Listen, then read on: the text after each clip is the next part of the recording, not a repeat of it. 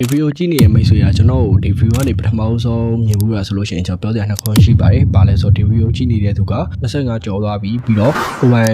ဝင်ငွေတွေပါတယ်ရှာနိုင်နေပြီကိုပိုင်အလုံးနဲ့ရှာနိုင်နေပြီဆိုလို့ရှိရင်ဒီဗီဒီယိုကြော်သွားပြီပါ။နောက်တစ်ခုကဆိုလို့ရှိရင်မိတ်ဆွေအနေနဲ့ကိုပိုင်စီးပွားရေးတစ်ခုနဲ့ပတ်စံမရှာနိုင်တော့ဘူးလို့ထင်နေဆိုလို့ရှိရင်ဒီဗီဒီယိုကိုကြော်သွားပြီပါဒါပေမဲ့အဲ့လိုထင်နေဆိုလို့ရှိရင်ပထမဗီဒီယိုတစ်ပုတ်ရှိရပေါ့နော်အဲ့ဗီဒီယိုတစ်ပုတ်ကိုတောက်ပြီးကြည့်ပါဒီမှာပြပေးထားပါမယ်ဒီဗီဒီယိုမှာတော့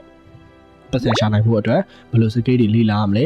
ဘယ်လိုကိုမှရှိရဲ့စကေးတွေနဲ့ပတ်စံရှာလို့ရမလဲဆိုပြီးတော့ပြပြပေးတော့မှာဖြစ်ပါတယ်အရင်ဒီလုံးဝမလို့ပတ်စံအရင်ဒီဘာညာမရှိဘူးဆိုလို့ရှိရင်ကိုမှအချိန်ရှိတယ်နောက်ထပ်အတတ်ပညာတစ်ခုနဲ့အချိန်နဲ့အတတ်ပညာကိုပေါင်းပြီးတော့အလုပ်လုပ်လို့ရရပါတော့အတတ်ပညာကကျွန်တော်ကိုပြောမယ်ပေါ့နော်အတတ်ပညာကိုမှဘာရှိလဲကိုမှဥပမာကိုကစာတော်တဲ့သူဆိုလို့ရှိရင်ကျွဲပြီးွားပြီဆိုလို့ရှိရင်ဒီ guide တွေဘာတွေပြန်တင်လို့ရတယ်ပေါ့နော်ဒီ online ပေါ်မှာသင်တန်းတွေဘာတွေဖွင့်တာတို့ tuition တွေဘာတွေဖွင့်တာတို့အင်္ဂလိပ်စာတို့သင်ချာ only တို့အဲ့လိုပုံစံမျိုးလုပ်လို့ရတယ်ဘယ်လိုလုပ်ကြမလဲဆိုတော့နောက် video တွေမှာကျွန်တော်ဆက်ပြီးတော့ပြောပြပေးသွားမယ်ပေါ့နော်အဲ့ဒါတော်တော်ပတ်စံဝင်နေနော်နောက်ထပ်တစ်ခုကဆိုလို့ရှိရင်ကိုမှ language ဟိုတာရှိလား language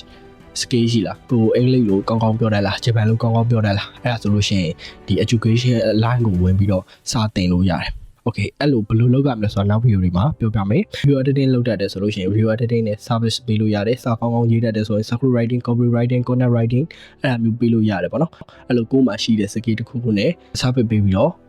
ဟိုတာဖြစ်လို့ရတယ်ဟိုအရင်นี่မလို့ပဲနဲ့ကိုပိုင် business တစ်ခုကိုစလို့ရတယ်ပေါ့နော်ကျွန်တော်ပြောတာ level 1ကိုရောက်ဖို့ပေါ့နော် level 1ကနေ level 2ကိုခုံသွားလို့ level 3ကိုရောက်တာတော့နောက်ပိုင်းမှာအဲ့လိုလုပ်နေနေပဲလီလာသွားလို့ရပါတော့ကို level 1ကိုရောက်ဖို့ဆိုလို့ရှိရင်ကိုမှအတက်ပညာတစ်ခုရှိရရှိပြီးသားအတက်ပညာနဲ့ကိုယ့်ရဲ့အချိန်တွေကိုပေါင်းပြီးတော့ငွေရှာလို့ရတယ်โอเค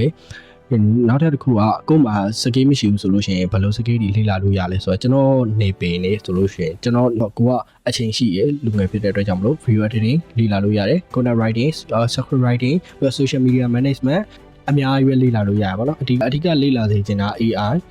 ပြီးရင်video editing လေ့လာ script writing လေ့လာဒါမှမဟုတ် digital marketing လို့ပါလို့လေ့လာရင်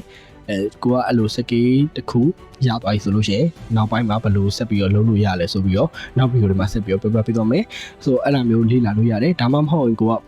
ဒီ game တွေပါကြီးဆော့ရဲဆိုလို့ရှိရင်mobile legend diamond ရောင်းတာတို့ PUBG UC ရောင်းတာတို့အဲ့ဒါမျိုးကြီးလုပ်လို့ရတယ် okay ဟိုတလုံးကမှ